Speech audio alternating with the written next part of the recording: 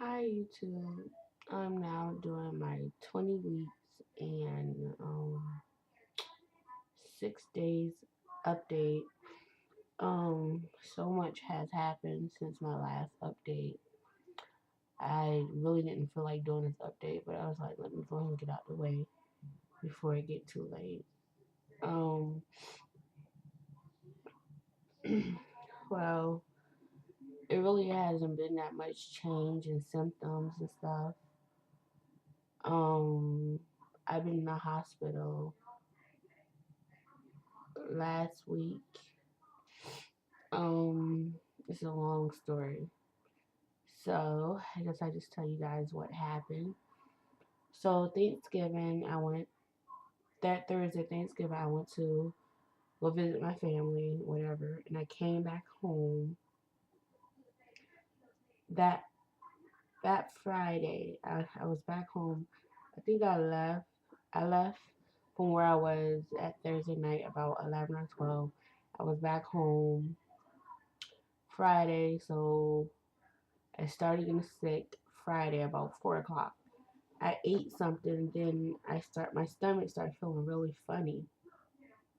I just started feeling really sick out of nowhere, and I thought maybe I was getting a virus or a flu.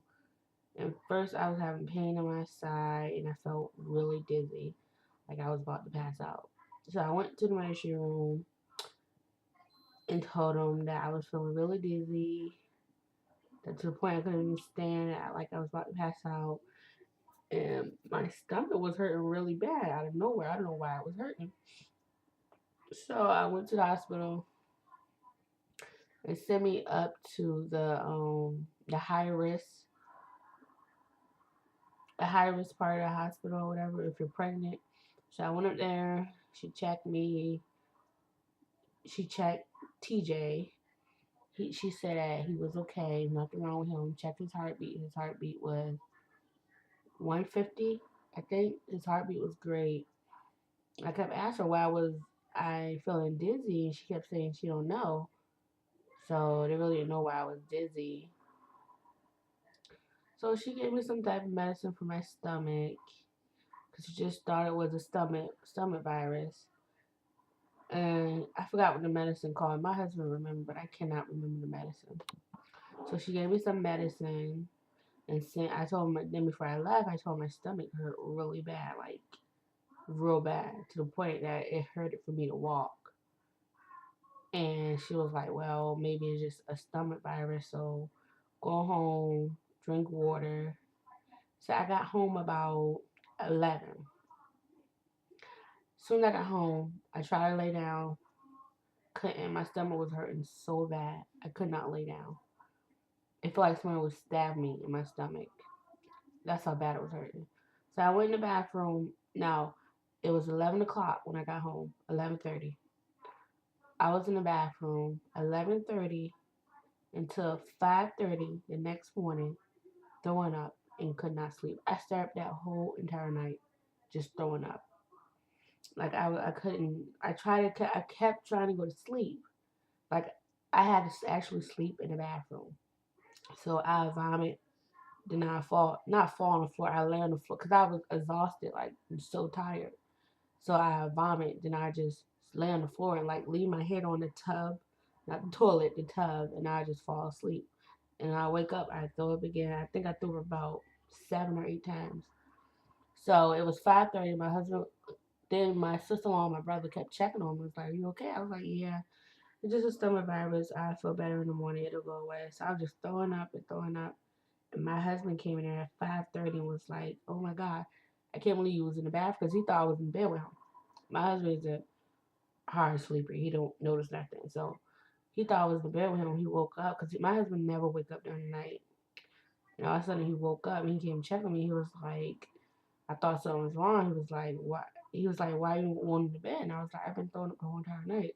And I can't stop throwing up." And he was like, "Oh my God, why didn't you come wake me?" I was like, "I didn't want to wake you because I really thought it was a stomach virus.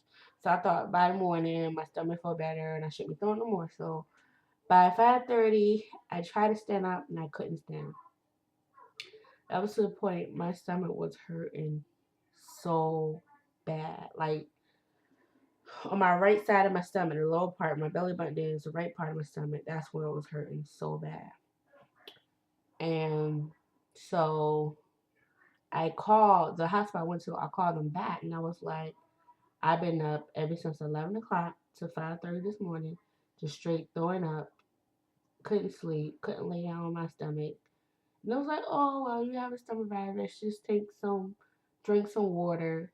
Which I was telling later, I couldn't even hold water down. So that's when I knew something was wrong. And after I told her I couldn't hold nothing down, she still told me just keep a lot of fluids so I won't get dehydrated. So my husband like, I don't know what to do, and so we called his mom. His mom was like, go to another hospital. So we went to another hospital. I got to the other hospital.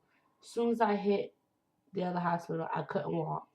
I couldn't walk no more. That's how bad my stomach was hurting. I could not walk at all. They had to put me in a wheelchair, and I was just getting this lightning pain in the side of my stomach. I don't know what it was. And like it was to the point that I was just rocking back and forth and just screaming and screaming and screaming. My stomach was hurting so bad. I was actually in a waiting room while I was waiting for them to call me. I was screaming and holding my stomach and crying. So they called me in the back, and she took my vital signs and all that. And um she took my vital signs, and then I went inside the room because I had to wait for the doctor to come in and see me and whatever. So they was take forever to come see me for this hospital, but they took forever to come see me, and it took forever to come see me. And I was just sitting there, and I was still throwing up. I was holding my stomach where it was hurting, and I was just crying. And I was just calling my husband. I was like, I can't take it no more. It hurts so bad. And I thought something was wrong with the baby. I didn't know why I was in so much pain. I thought I was going to labor. Either I thought I was going to labor or I thought I was having miscarriage. And I didn't know what was wrong, so I just kept crying and screaming. And then I called the nurse, and I was like, how long does it take, doctors? Can you hurry up? I was like, can I have some water? Can I have something? Can I have some medicine? He was like, well, we can't give you no medicine because we don't want to cover up the problem or what's wrong. We won't be able to find it. So they came. It took them about 20 or 30 minutes. Another nurse came in and said they told me to rush you up to labor and delivery. As soon as I got delivered, she was riding me up to labor and delivery. I was holding my stomach. I wasn't crying yet. I won't cry because I stopped crying. I was holding my stomach, just thinking, oh my God, what's wrong? I'm going to labor. I've had miscarriage. So as soon as I hit the labor, as soon as I got inside the labor delivery room, I just start crying. Okay, so sorry, my camera was frozen. But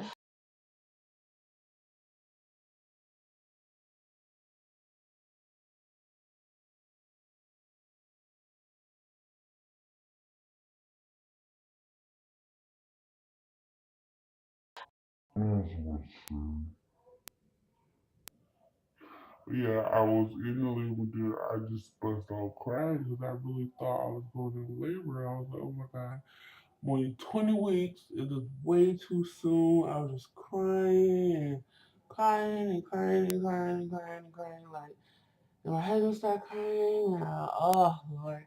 It was so much. It was so scary to go through. I actually thought I was dying.